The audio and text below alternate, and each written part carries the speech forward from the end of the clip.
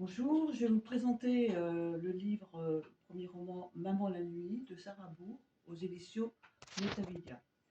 Alors pour vous montrer le contexte dans lequel c'est écrit, je vais vous lire quelques petits extraits. Maman a disparu. C'est pas simple.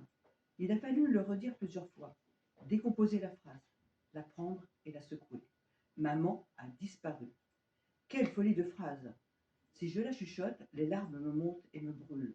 Si je la prononce avec une voix de fer comme un vieux robot fatigué, maman a disparu.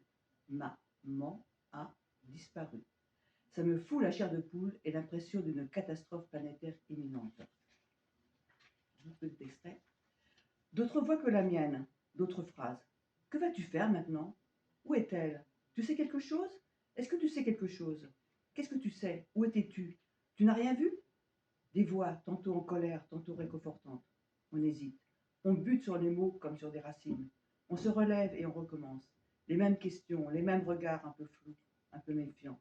Où étais-tu? Que faisais-tu? Et pourquoi? Et pour qui?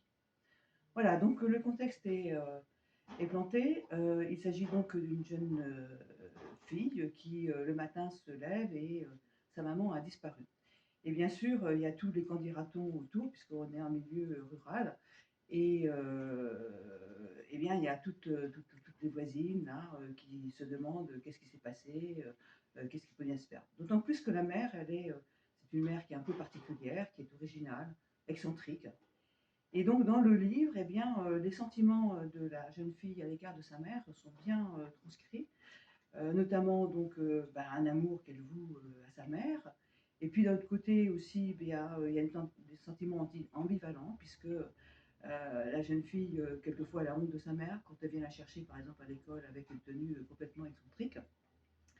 Et voilà, donc ce bouquin, je trouve qu'il fait une part belle à la maman qui est en quelque sorte en réalité une étoile morte, hein, qui n'existe plus.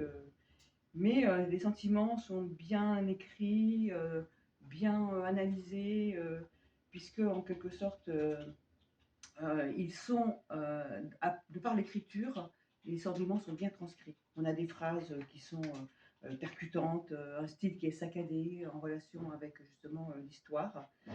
On a aussi là la nature qui est omniprésente avec la forêt, le lac qui, euh, qui est là, qui nous entoure en permanence. Et puis il y a ces femmes du village là qui sont omniprésentes.